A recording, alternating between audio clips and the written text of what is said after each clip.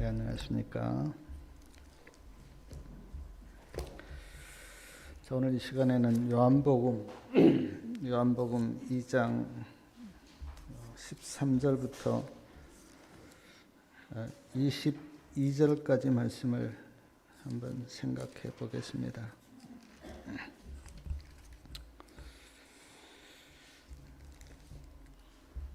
예수님께서 공생의 3년 반 동안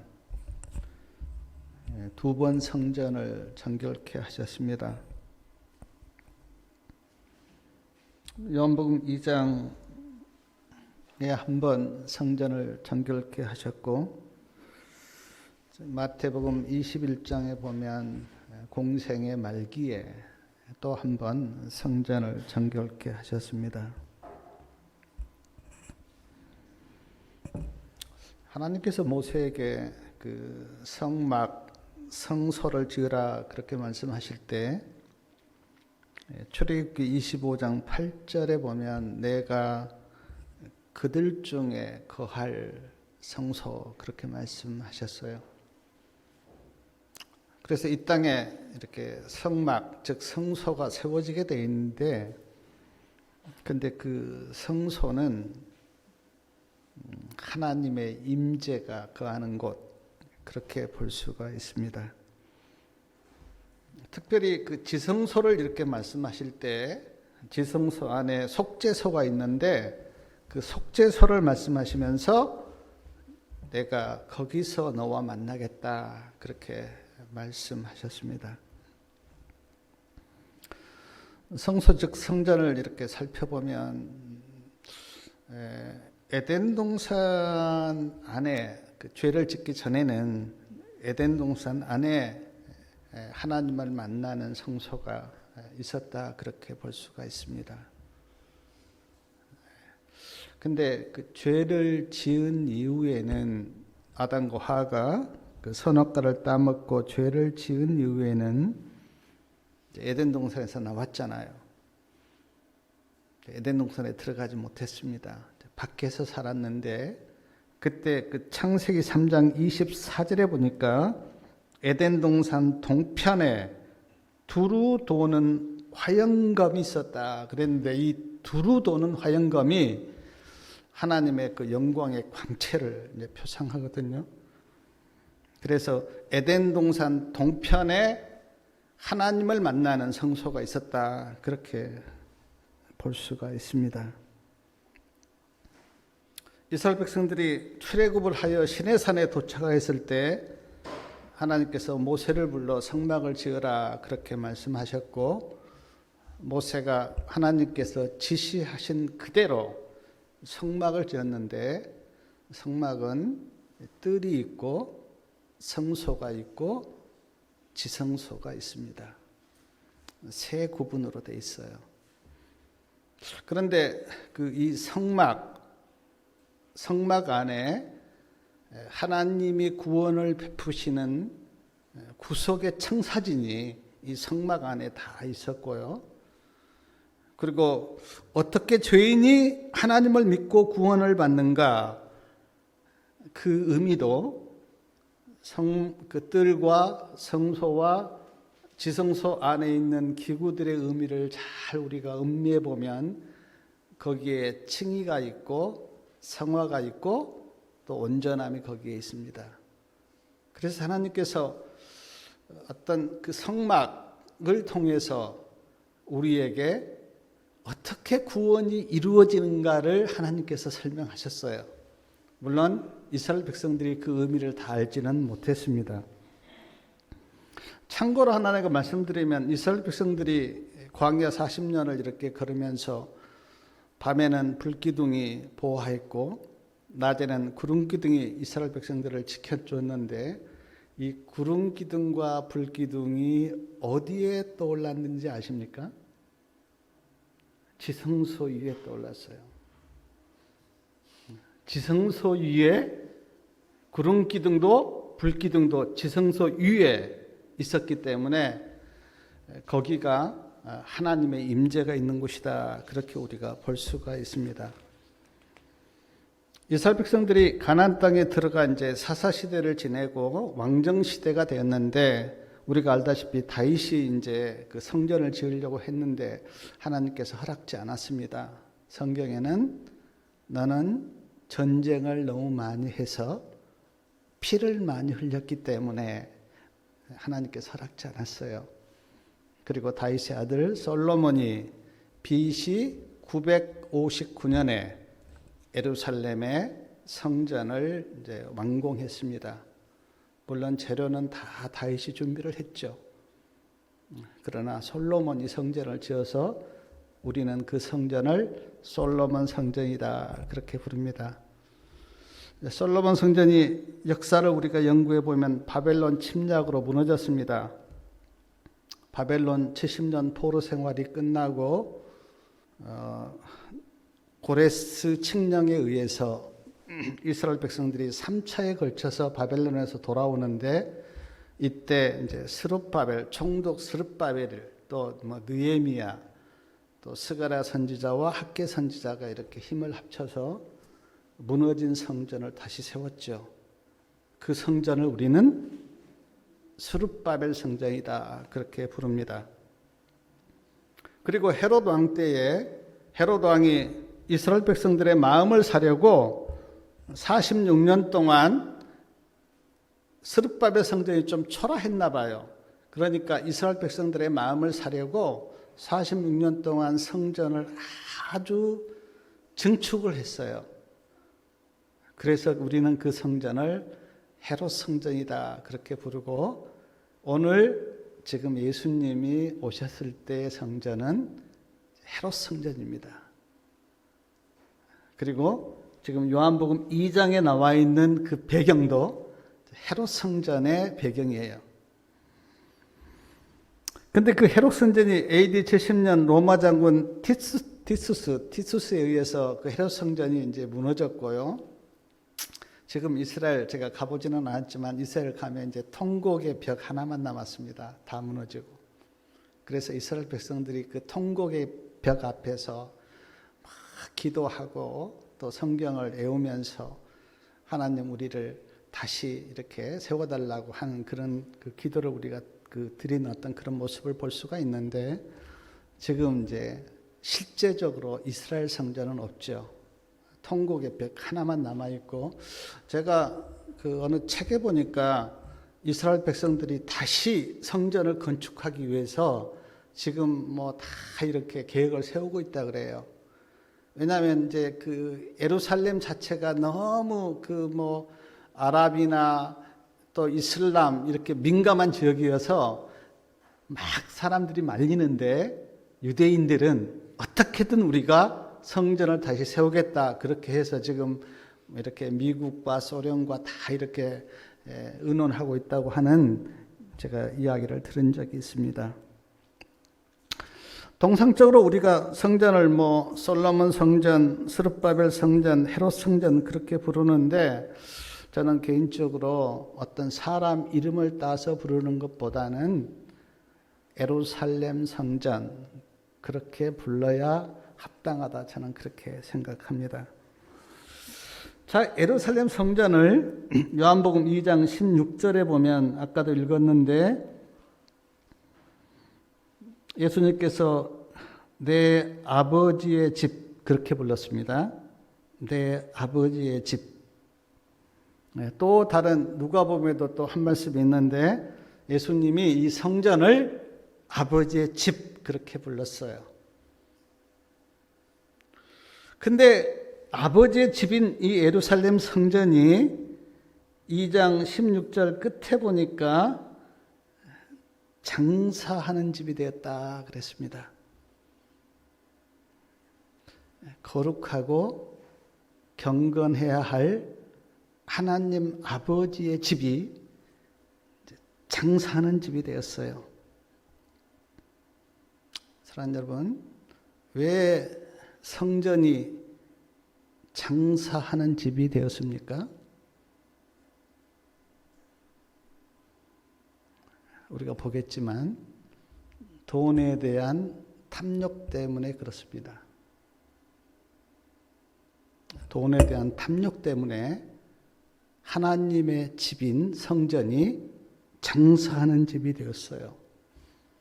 제가 더 구체적으로 이렇게 말씀을 드리면 이스라엘 백성들은 1년에 3번씩 예루살렘에 올라갔어요.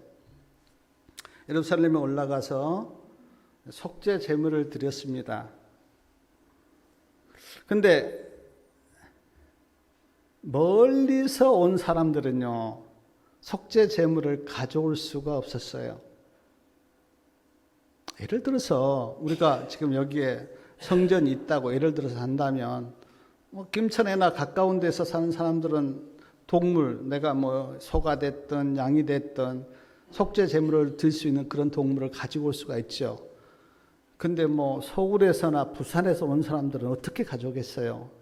지금처럼 차가 있는 것도 아닌데. 그래서 멀리서 온 사람들은 속죄 제물을 가져올 수가 없어서 거기에서 사서 하나님께 속죄 제물을 드렸어요. 그러므로 거기서 속죄 제물을 파는 것은 그건 좋은 일이에요. 왜냐하면 편리를 받으기 위해서 그렇게 팔았기 때문에 그 자체는 좋아요.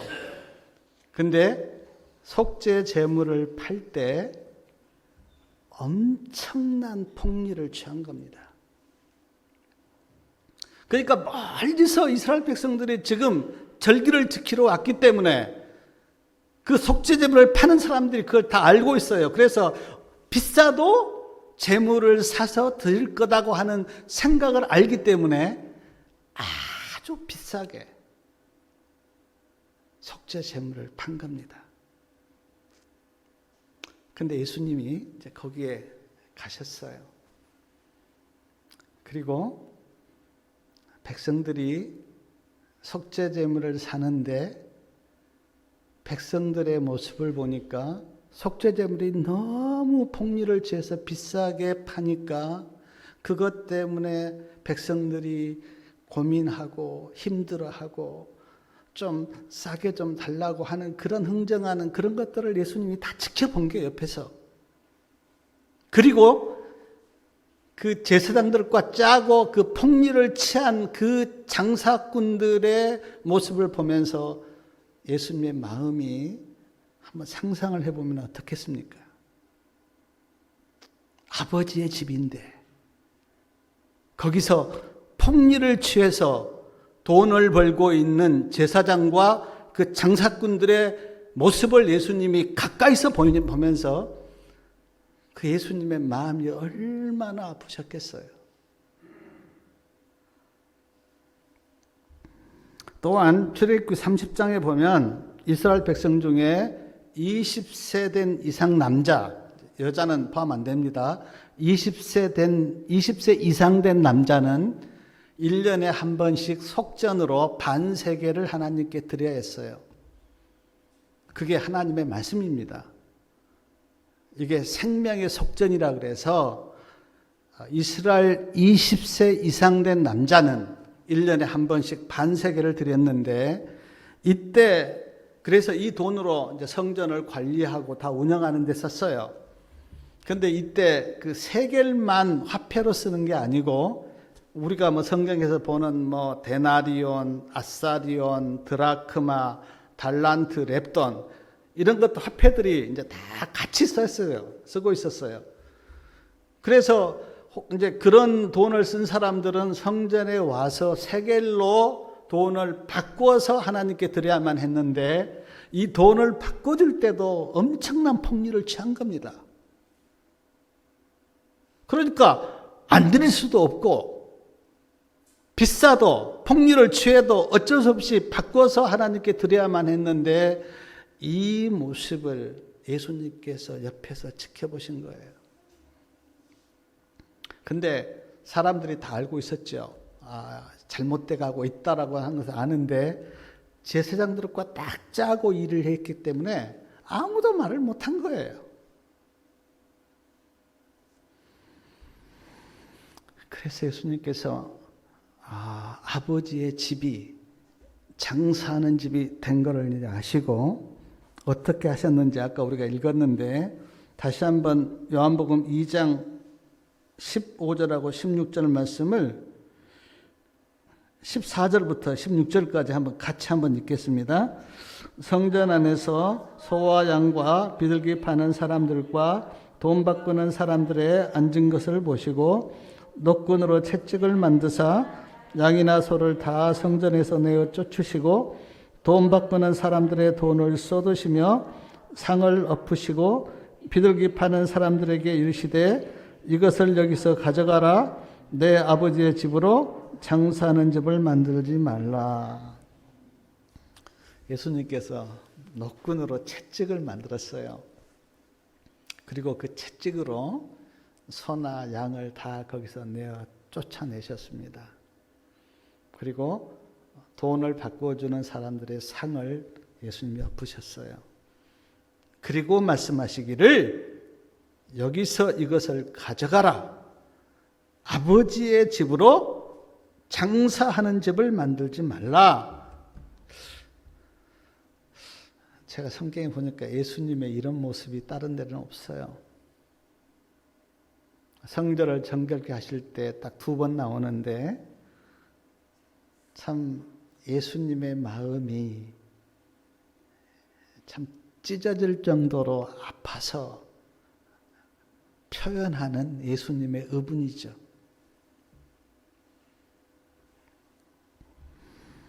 그래서 제자들은 요한복음 2장 17절에 보니까 주의 전을 사모하는 열심이 나를 삼킨다는 시편 69편 9절 말씀이 생각났다 그랬는데 저는 이제 이 말씀을 제가 묵상하면서 만약 오늘날 하나님의 교회가 더럽혀지고 하나님의 이름이 모욕을 당하는 것을 보면 나는 어떻게 행동할까?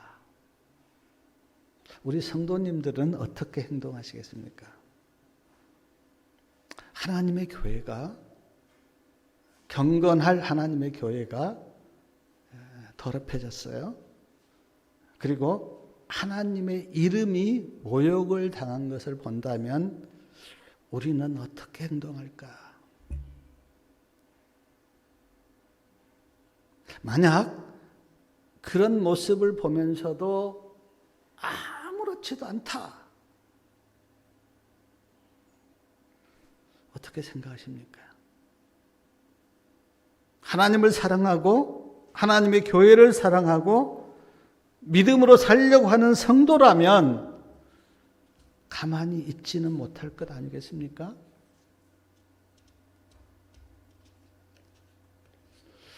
하나님을 사랑하는 성도라면 누가 교회를 비난하고 하나님을 비난하면 우리의 마음이 굉장히 의분이 일어나죠. 지금 예수님이 아버지의 집인 성전이 장사하는 집이 된 것을 보면서 그 겸손하고 사랑이 많으신 예수님이 노끈을 만들어서 그 파는 동물들을 쫓아내시고 상을 엎으시는 그 예수님의 모습 앞에서 우리는 어떤 생각을 합니까?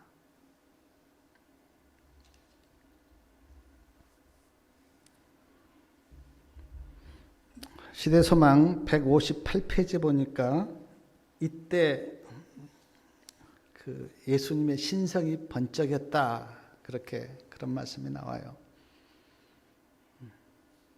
예수님의 그 번쩍이는 신성의 의미 앞에 제사장도 피하여 도망갔고 재물을 파는 사람 또 돈을 바꿔주는 사람들이 다 피하여 도망갔어요. 그리고 성전 안에는 누구만 남았냐면 제가 그 시대서만 읽어보니까 이제 가난한 자들이 남아 있었고 몸이 아픈 자들이 성전 안에 남아 있었어요. 그런데 예수님께서 가난한 자들을 위로하시고 몸이 아픈 자들을 예수님께서 고쳐주시면서 그들과 함께 성전 안에서 하나님을 찬양했습니다. 제사장들도 도망갔고요. 많은 사람들도 다 도망가고 없는데 그 가난한 자들과 몸이 아픈 자들과 함께 예수님께서 거기서 남아서 그들을 위로하시고 고쳐주면서 거기에서 하나님을 찬양했어요.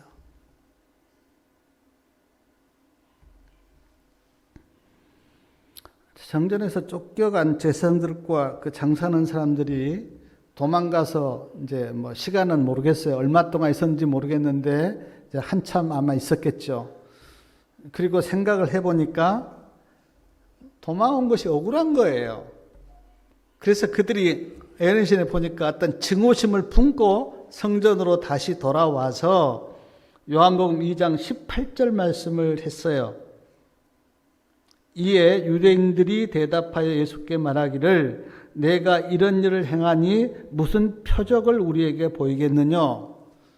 네가 이런 일을 지금 하는데 우리한테 좀 표적 좀 보여달라 그렇게 이야기할 때 예수님께서 말씀하시기를 19절 말씀을 하셨는데 19절 말씀 우리 한번 다 같이 한번 읽겠습니다.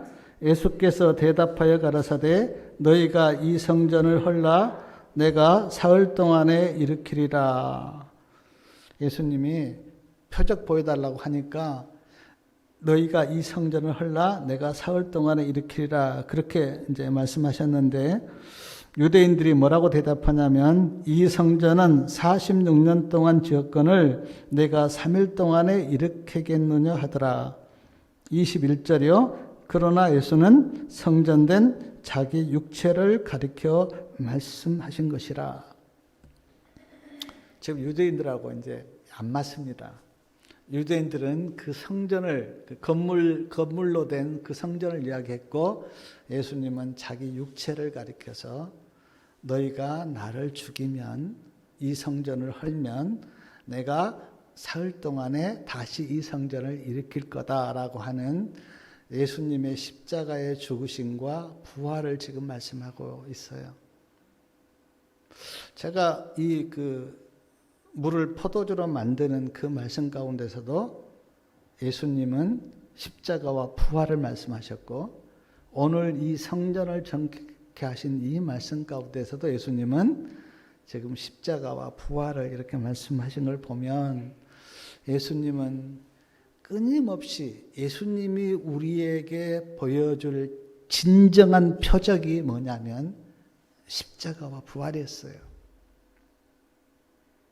아무도 그 의미를 알지 못했지만 제자들도 몰랐고 사람들도 그 의미를 깨닫지는 못했지만 그러나 예수님은 계속 표적 이야기를 하면서 십자가와 부활을 말씀하신 거예요. 22절에 보니까 제자들도 예수님이 돌아가시고 십자가에 돌아가시고 부활하신 그걸 보면서 내가 3일 동안에 일으킨다고 하는 그 말씀을 깨달았다. 그렇게 22절에 나오는데 제자들도 그때는 깨닫지 못했지만 나중에 이제 깨달았습니다. 그런데 사랑하는 여러분, 마태복음 27장 51절에 보면 예수님께서 십자가에 돌아가실 때 성소 휘장이 위에서부터 아래로 찢어졌습니다. 누가 찢었습니까? 하나님이 찢으셨어요. 위에서부터 밑으로 하나님께서 휘장을 찢으셨어요. 왜 하나님께서 성소 휘장을 찢었습니까? 예수님이 돌아가실 때 성소 휘장이 찢어졌는데 왜 하나님께서 그 성소 휘장을 찢었습니까? 예수님이 영원한 속죄 제물이 되어 영원한 제사를 드렸기 때문에 이제 제사를 드릴 필요가 없다고 하는 그 의미로 예수님께서 성전을 폐하신 거예요. 제가 에덴 동산부터 시작한 성소와 성전 이야기를 조금 전에 말씀을 드렸는데 그 성전이 언제까지 유효했냐면 예수님이 십자가에 돌아가실 때까지 유효하고 그 이후에는 하나님께서 그 성전의 휴장을 찢음으로 성전을 폐하신 거예요. 이제 건물이 성전이 아닙니다. 아무리 화려하게 성전을 건물로 지어도 건물이 성전이 아니에요. 엄격하게 이야기하면 우리가 교회를 성전이라고 부르면 성경하고는 맞지 않습니다. 그냥 교회당이에요. 교회당. 예배 드리는 장소는 교회당이에요. 성전은 십자가 예수님이 돌아가심으로 성전은 건물로서는 끝났어요.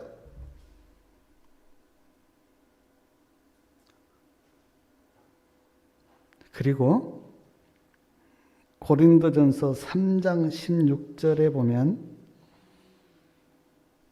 우리가 하나님의 성전이다 그렇게 말씀합니다.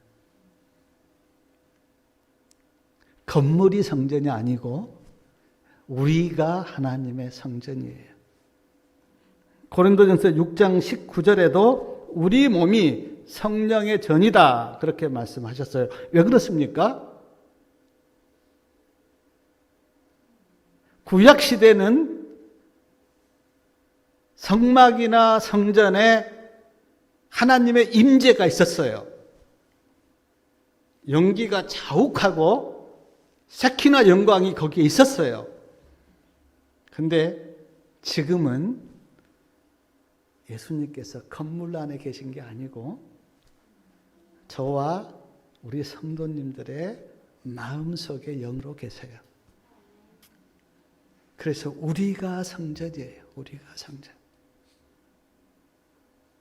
그래서 하나님께서 예수님이 돌아가실 때 예수님께서 속죄 제물이 되어 영원한 제사를 드렸을 때 성소 휴장을 찢음으로 건물로서의 성전은 하나님께서 폐하신 거예요. 사랑하는 여러분, 예루살렘 성전은 돈에 대한 탐욕 때문에 장사하는 집이 되었는데 오늘 우리의 마음의 성전은 어떻습니까? 시대소망 161페이지에 이런 말씀이 있습니다. 예루살렘 성전은 인간의 마음의 상태를 여실히 보여주고 있다. 자, 예루살렘 성전이 장사하는 집이 된 더럽혀진 예루살렘 성전이 무엇을 보여주냐면 인간의 마음이 이렇게 됐다고 하는 것을 보여주셨다는 거예요.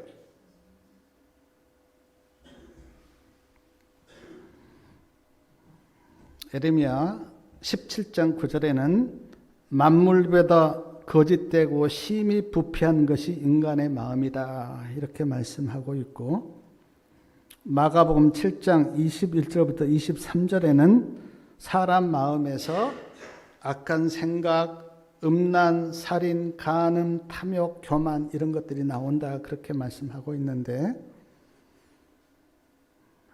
우리는 압니다. 인간의 마음의 성전이 얼마나 죄되고 더러운가를 우리는 알아요. 정직한 사람은 부정하지 못할 거예요. 모르겠어요. 막 이중적인 사람은 그래 나는 깨끗하다, 나는 죄가 없다, 나는 정결하다 그렇게 이야기할지 몰라도 정직한 사람은 인간의 마음이 얼마나 더럽고 죄되다고 하는 것을 고백할 거예요.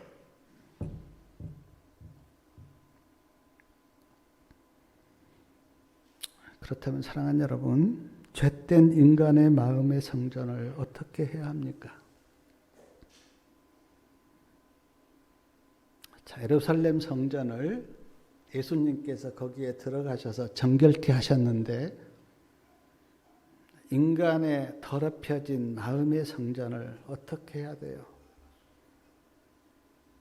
공부를 많이 한다고 깨끗하게 됩니까? 대학 교수가 아버지를 죽이고 대학 교수가 부인을 죽이는 사건을 저는 들은 적이 있습니다. 아무리 많이 배우고 공부를 해도 그렇다고 내 마음의 성전이 깨끗하게 된 건 아니에요. 수양을 하고 조용한 곳에 있다고 마음이 깨끗해집니까? 아닙니다. 산속에 혼자 있어도요, 마음이 더러울 수가 있어요. 어떤 사람이 이야기하는데, 산속에 혼자 사는데, 개울을 건널 때 개울이 돌이 많다, 여기에 벌레가 많다, 그렇게 늘 불평하는 그런 어떤 이야기를 한 적이 있는데, 혼자 있다고 마음이 깨끗해지는 건 아닙니다. 마음 속에서 죄가 나오고 탐욕이 나오고 교만이 나오기 때문에 이거는 환경하고 문제가 있는 게 아니에요. 물론 환경에 영향은 좀 있겠죠. 유일한 한 가지 대답이 뭐냐면 예수님이 죄된 인간의 마음의 성전을 정결케 해야 된다는 거예요. 다른 길은 없습니다. 제가 그 말씀해 보니까 이때 예루살렘 성전이 더럽다고 하는 것은 다 느꼈다 그래요. 그러나 아무도 그 성전을 정결케 하지는 못했어요. 예수님이 정결케 하셨어요. 시대소망 162페이지에 이런 말씀이 있습니다. 어떤 사람도 마음을 점령하고 있는 악한 세력을 자기 스스로 내쫓을 수는 없다. 그리스도께서만 영혼의 성전을 정결하게 하실 수 있다. 내 마음을 점령하고 있는 악한 세력을, 사탄의 세력을 누가 이겨서 내쫓을 사람이 있습니까? 아무도 없다 그랬어요. 오직 예수님만이 영혼의 성전을 정결하게 할 수가 있다. 그렇다면요, 우리 마음에 예수님을 모셔야 되는데, 그때 제가 보니까 교회를 다니든 안 다니든 거의 대부분의 사람들은 예수님을 향해서 예수님 내 안에 들어오십시오라고 마음을 열지를 않아요. 그래서 예수님이 내 마음에 들어오지 못하십니다. 정말 나 스스로는 어떤 것도 할 수 없다고 하는 것을 내가 절절히 고백하면서 예수님께 예수님 내 안에 들어와서 나를 정결케 하십시오라고 하는 간절함이 있다면 예수님이 들어오시는데 거의 대부분의 사람들은 마음을 예수님께 열질 않아요. 그냥 자기 마음, 자기가 마음대로 사는 거죠. 예수님께 마음을 열면서 예수님, 이제 내가 주님을 마음에 모시니까 주님께서 나를 정결케 해달라고 주권을 예수님께 드려야 되는데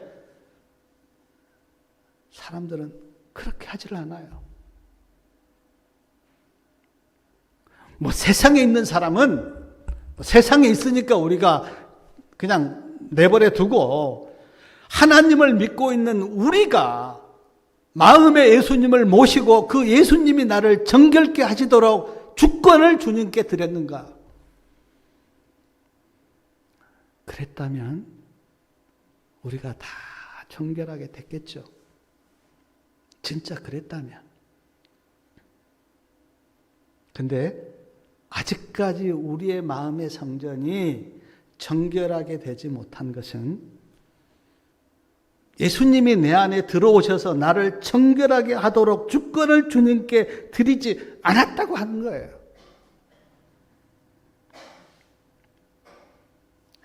성도님들은 예수님이 내 안에 들어오셔서 나를 정결케 하신 그 경험이 있습니까? 저는 요한복음 2장 성전을 정결케 하는 이 말씀을 보면서 성경에 이 말씀이 있는 것은 오늘 우리의 마음의 성전을 정결케 하라고 하는 하나님의 메시지가 아닌가. 2000년 전에 예수님이 이렇게 하셨다고 하는 거기에서 이 말씀이 끝나는 게 아니고 오늘 우리의 마음의 성전을 정결케 하라고 하는 하나님의 메시지.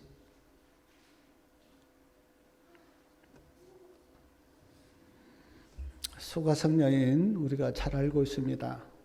요한복음 4장인가 나오죠. 수가성 여인은 굉장히 부끄러운 삶을 살았던 여인이에요. 사람들을 만날 수가 없어서 대낮에 물을 떠러 올 정도로 부끄러운 삶을 살았던 여인인데 예수님을 만났습니다. 그리고 그 예수님을 마음에 모셨어요. 그리고 그가 완전히 새 사람이 되어서 새로운 삶을 살았습니다. 삭개오, 전번에 제가 말씀을 드렸는데 돈만 알고 사는 세속적인 사람이었어요. 삭개오는. 근데 삭개오가 예수님을 만났고 예수님을 마음에 받아들였어요. 그리고 새 사람이 되었어요. 사도 바울, 그리스도인들을 붙잡아서 죽이는 아주 하나님을 대적한 사람이었어요. 근데 사도 바울이 예수님을 마음에 영접했어요. 그리고 정결케 되었어요. 그리고 예수님의 종 사도가 되었어요. 저는 그 깡패 김익두에 대한 이야기를 제가 책에도 받고 들은 적이 있는데 이 깡패 김익두가 아주 굉장히 이제 깡패로 살았던 사람인데 예수님을 믿었습니다. 그게 하나님의 은혜지요. 예수님을 믿었어요. 그리고는 완전히 주님을 마음에 영접하고 새 사람이 되었어요. 그리고 이 깡패 김익두가 부고장을 다 돌렸습니다. 자기가 알고 있는 사람들에게 다 부고장을, 김익두는 죽었다고 부고장을 돌렸어요. 옛날에 나는 깡패 김익두는 죽었다. 그렇게 이제 다 부고장을 돌렸어요. 그리고 어느 날 시장에서 시장 사람들에게 예수님 믿으시라고 그렇게 전도를 했습니다. 근데 부고장을 받았던 사람이 진짜로 김익두가 죽었는가 한번 보자고 물을 그에게 부었어요. 그런데 김익두가 아무 반응도 하지 않고 계속 예수님을 전했어요. 그러자 시장 사람들이 진짜로 깡패 김익두는 죽은 게 맞다고 그렇게 인정했다 그래요. 사랑하는 여러분,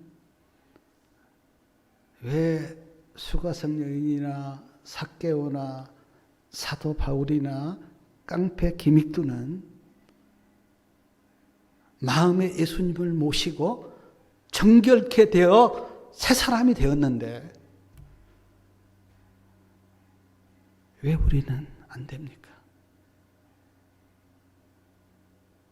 물론 사람이 단번에 변한 사람이 있고 또 서서히 조금씩 변해가는 사람이 있을 수는 있어요.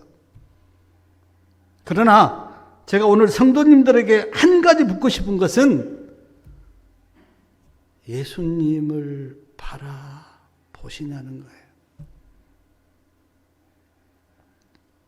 제가 단언하건대 정말 우리가 예수님을 말씀으로 보든 기도로 보든 어떤 마음으로 보든 예수님을 계속 주목하고 있으면 그 사람은 변합니다. 부인할 수 없는 사실이에요. 예수님을 주목하고 내가 바라보면 변해요. 안 변하면 이상한 거예요. 변해요. 근데 10년을 믿고 20년을 믿어도 예수님을 바라보지 않으면 사람은 변하지 않습니다. 변하지 않아요. 그러므로 사랑하는 여러분, 열성을 내는 것이 좋고 결심을 하는 것이 좋고 헌신을 하는 것이 좋습니다.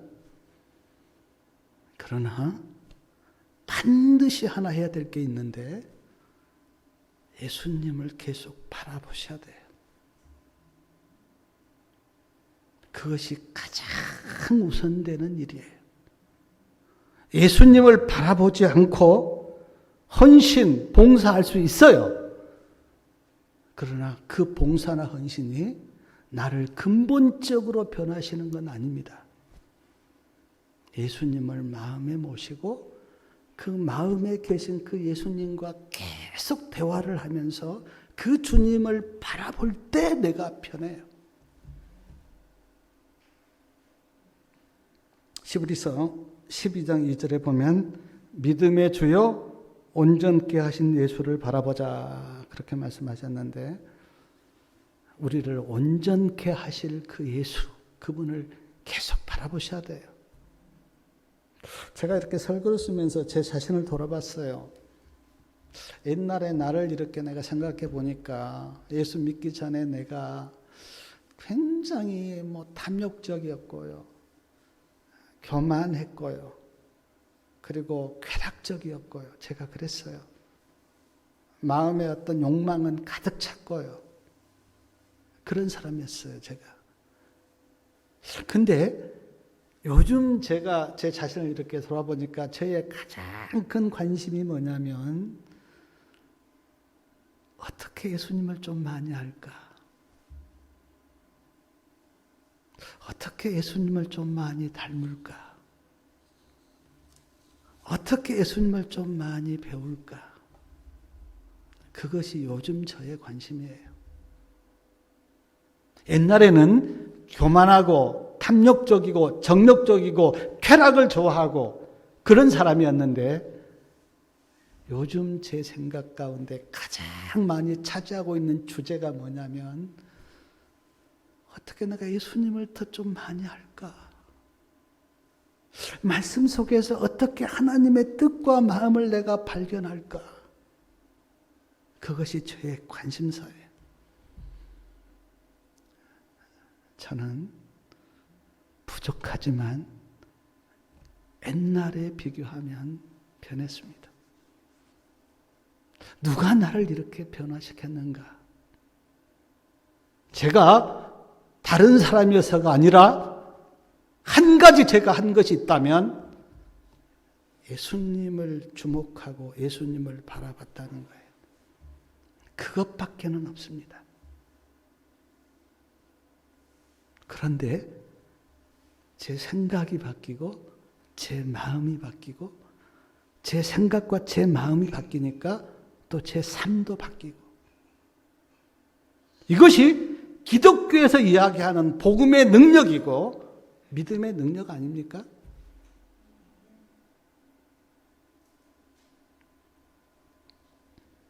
사랑하는 여러분, 지금 우리는 대속죄일에 살고 있습니다. 대속죄일은 죄가 끝나는 날이에요. 그걸 우리는 죄의 도말 그렇게 이야기하는데 죄가 도말받는 날이에요. 예수님의 재림이 가까이 왔다고 하는 그 여러 가지 징조들이 우리에서 일어납니다.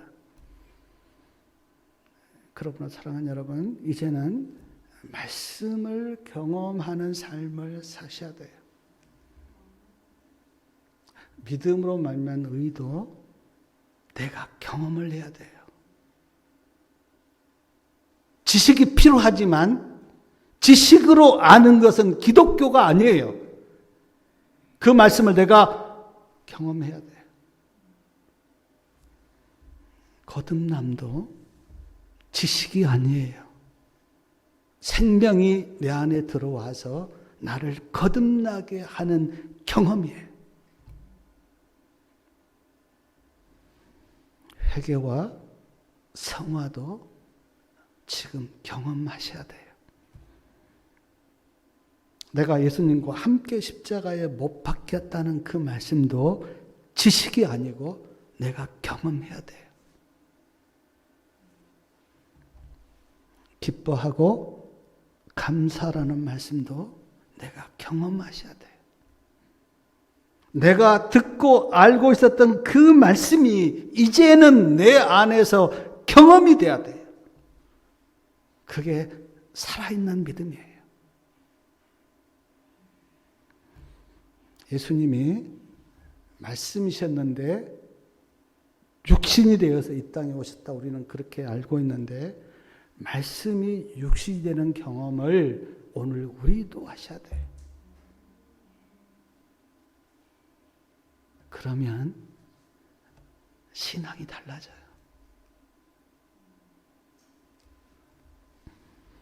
사랑하는 성도님들이시여, 우리 마음에 그 성전에 예수님을 모셔서 그 예수님이 나를 정결케 하는 그 일이 우리 모두에게 이루어지기를 바랍니다. 이제는 건물이 성전이 아니고 우리가 예수님을 모시는 우리가 성전이기 때문에 이제는 건물을 정결케 하실 필요가 없어요. 예수님이 더러워진 내 영혼을 정결케 하고 내 마음을 정결케 하셔서 그 정결함을 오늘 내가 입어야 돼. 그것이 요한복음 2장과 마태복음 21장에 나와 있는 두 번의 성전 정결 그 의미예요. 우리 모두 하나님의 은혜로 내 영혼이 정결케 되는 그런 놀라운 일이 우리에게 이루어지기를 바라면서 말씀을 마치겠습니다.